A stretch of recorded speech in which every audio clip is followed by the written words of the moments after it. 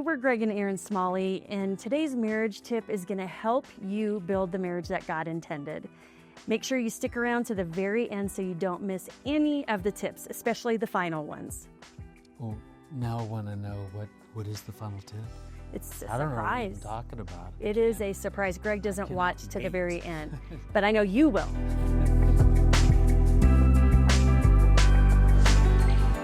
Well, because the reality is we all are drifting within our marriage, especially around our spiritual relationship. And that's common. We all go through that season to where we just don't feel really connected spiritually. And I tell you, there are some great ways to really rekindle that spiritual relationship. And apparently number 3 is really going to change your spiritual relationship. Hey, but before we jump in, make sure you subscribe, because really this helps us to do more ministry. We're able to give more advice to help couples keep their marriage strong. First, how do we even start rekindling our spiritual connection with our spouse? So tip number 1, make the decision. And I know that sounds like, whoa, never would have come up with that. But this is never going to happen on its own. And that's where Erin and I have struggled over the years, that we just get busy doing life and raising kids and working and fill in the blank of all the stuff that we've got going on. If we're not intentional, then we're not going to just come together spiritually by accident. I was even thinking about last night. So I was exhausted. I just wanted to get into bed. So we're laying in bed. And so I roll over and I feel this, thumping on my chest going, did you forget something? And we hadn't prayed. And I know. I was so grateful that you did that. I mean, there was a part of me like, oh, can we just not one night? Can we just go to bed?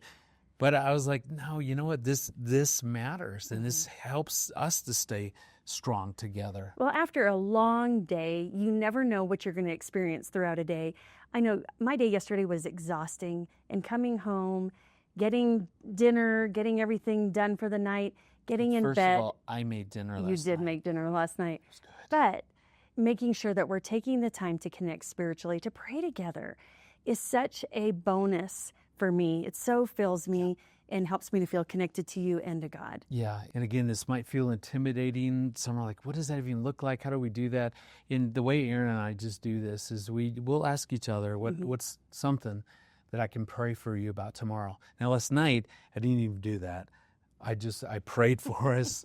I prayed for the night, for good sleep, and just for a good day today. So, I mean, if all else fails, just one of you pray for you guys, but it does help when we ask each other, what's something I can pray for you about? Because there's stuff that Erin will share, like something that's going on for you, that I'll go, totally forgot about that, or maybe I didn't know that at all. So it actually, part of the benefit is you stay current and kind of updated on what you guys are facing in your life. And so just praying together, another real simple way that Erin and I intentionally strengthen our spiritual connection is, when we're sitting at the dinner table, if we're driving together, if we're out at dinner, we'll just ask each other, like, hey, what's one thing God's been teaching you as of late? So that's even an easy question that just keeps us connected on what's going on with you, what's God teaching you.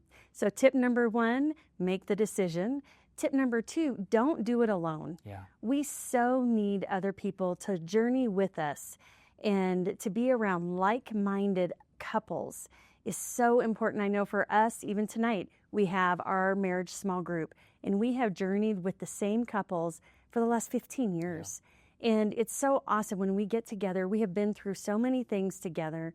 They know us, we know them. We know we believe generally in the same things. We can support each other. One couple. We won't say who, but we can journey together and root each other on to stay connected, especially spiritually. Yeah, and that's why the researchers who study couples in their spiritual connection and what that does, the 2 biggest things they find that really help us connect spiritually, praying together. So we talked about that. But then this idea of creating community. That's why going to church is so important, because that's where we usually find these amazing couples that we can do life with and grow and learn. And not just making sure that all these couples are our same age. It's important to have peers to where we're at about the same season of life. But we love to invite younger couples into that. And we love to find an older couple who's a little bit further down. So than who even do you us. consider to be the older couple in our small group? You can It's that share. same No one will couple that tell we're them. a little worried about. And for me as an introvert, I just want to be home. I just want to be chilling out with Erin, with Annie, with Garrison, And Olive. and with our golden doodle.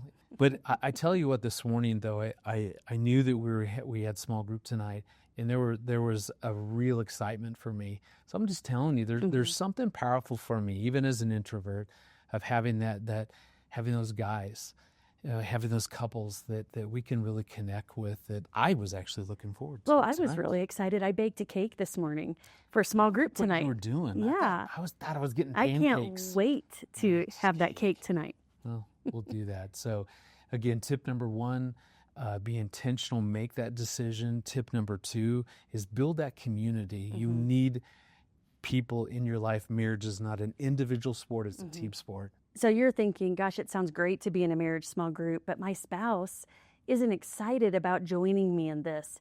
I encourage you to pursue God in whatever way you can individually.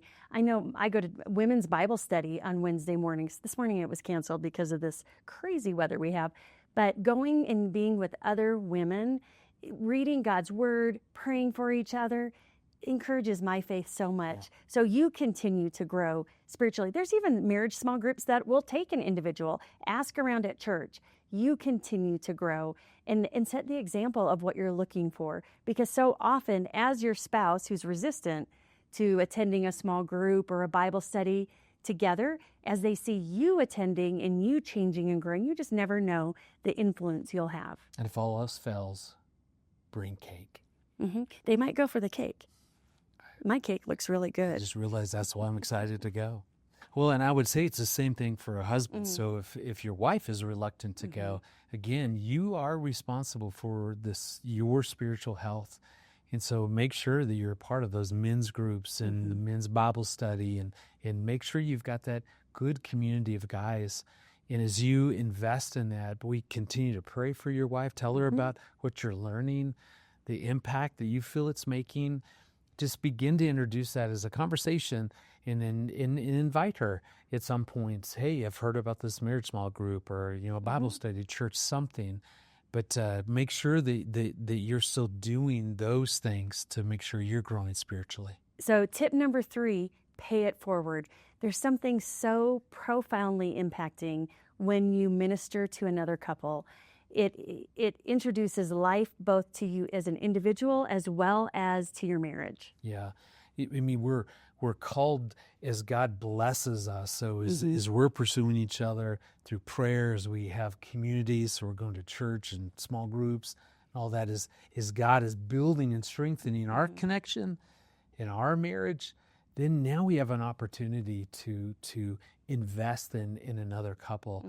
We've used this analogy before, but I think it's perfect, that the Dead Sea, the Jordan River flows into it. So you've got all this life-giving water flowing into the Dead Sea, but nothing flows out. And that's not what God desires for us as individuals or as a couple. So we say we don't want a Dead Sea marriage, that all the blessings, we have the river of life flowing into our marriage. We want to bless others as a result of that. We don't want to hoard it all to ourselves. We want to pour it out to others. And it's so simple. There's so many ways you can minister to another couple. You can pray for another couple. You can mentor another couple. You can walk with another couple just to encourage them. We always say another marriage can survive on someone else's hope for a season. So be that hope in someone else's marriage. And Erin and I have had so many couples who've invested in us. I mean, even a simple way is just babysitting for another couple. Remember, we had an older couple, their kids were all gone out of the home, who must have just noticed that we were so frazzled. Well, you were in raising our graduate kids. school and we had just moved and we had a baby, and they would come over every Friday night and watch our daughter so we could go out to dinner. And they'd give us a $20 bill to go with it, which was just so kind and so amazing. We had no idea the investment they were making in our marriage by simply doing that. Yeah, with inflation, those probably would need to be $100 bill. Probably. Compared to when we were doing that. But this couple that we're talking about that would babysit for us, they're such a beautiful part of our love story now. I mean, we look back and just rejoice that God prompted them to invest in us in that way. So think about it. Well, actually, an easy way to invest in another couple is to pray for them, as Erin talked about. And we have a 10-day prayer challenge. To sign up for this is so easy. You actually just text the number that you see below. And what you're going to get is that every day we will text you a new topic that's typical within a marriage to pray over this couple. Like one day it's going to be on finances. And so we'll give you a verse to pray over them. We'll give you a prayer that you can recite together on behalf of this couple. There's going to be a day on conflict and on communication. Again, just these important areas of our life. So each day we'll text you a new prayer opportunity based on one of these topics. So really, all you have to do is just think about it, pray about it. God, bring a couple to our mind. And then they don't even have to know. I mean, you can always text them and say, hey, you've been on our mind. We've been praying for you. You know, how you guys doing? But you don't even really have to do that. Prayer is such a powerful way to invest in another couple. So again, it's worth pursuing the connection with each other spiritually. And pursuing that together can change everything. So we want to encourage you, remember, tip number 1, make the decision to do this, talk about it, and then move forward with it. Make time to invest in each other spiritually. Number 2, don't do it alone. Find your people, your tribe to support you as you pursue each other spiritually. Learn from other couples. Tip number 3, pay it forward. So as you strengthen your spiritual connection, find another couple that you can invest in, because we don't want Dead Sea marriages. Well, if you found this information helpful, go ahead and like the video. Don't forget to subscribe, because we have weekly videos to help you and your spouse thrive in Christ.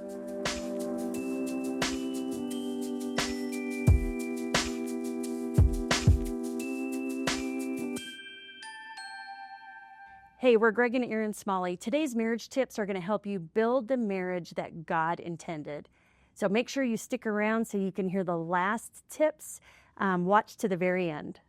Well, of course, now I want to know. Is that okay?